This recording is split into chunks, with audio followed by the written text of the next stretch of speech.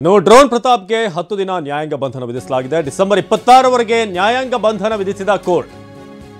ತುಮಕೂರಿನ ಮಧುಗಿರಿ ಜೆಎಂಎಫ್ಸಿ ಕೋರ್ಟ್ನಿಂದ ಆದೇಶ.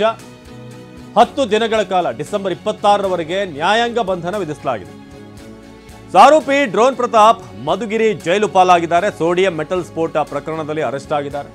ಪ್ರತಾಪ್ನನ್ನ ಕೋರ್ಟ್ಗೆ ಹಾಜರುಪಡಿಸಿದ್ದ ಪೊಲೀಸರು 10 ದಿನಗಳ ಕಾಲ ನ್ಯಾಯಾಂಗ ಬಂಧನ. ಏನೋ ಮಾಡೋಕೆ ಹೋಗಿ ಏನೋ ಮಾಡ್ಕೊಂಡಂತ ಈಗ ಪ್ರತಾಪ್ ಸೈನ್ಸ್ ಎಕ್ಸ್ಪೆರಿಮೆಂಟ್ ಅಂತ ಹೋಗಿ ಈಗ ಜೈಲು ಪಾಲಾಗಿದ್ದಾರೆ. ಮಿಡಿಗೇಶಿ ಪೊಲೀಸರು ಕೋರ್ಟ್ಗೆ ಹಾಜರುಪಡಿಸಿದ್ರು. ಸಿಪಿಐ ಕಾಂತರೆಡ್ಡಿ ನೇತೃತ್ವದಲ್ಲಿ ಡ್ರೋನ್ ಪ್ರತಾಪ್ ಹಾಜರಾಗಿದ್ದರು. ಆದರೆ ಅವರ ಈ ಪರೀಕ್ಷೆಗಳೀಗ ವೈಜ್ಞಾನಿಕ ಪರೀಕ್ಷೆಗಳು ಈಗ ಇಂಥ ಗೊಂದಲಕ್ಕೆ ಕಾರಣವಾಗ್ತಾ ಇದೆ. ತುಮಕೂರು ಮಧುಗಿರಿ ಜೆಎಂಎಫ್ಸಿ ಕೋರ್ಟ್ ಆದೇಶವನ್ನು ಕೊಟ್ಟಿದೆ. ಮುಂದಿನ 10 ದಿನಗಳ ಕಾಲ ಜೈಲು ವಾಸದಲ್ಲಿರಬೇಕಾಗುತ್ತೆ.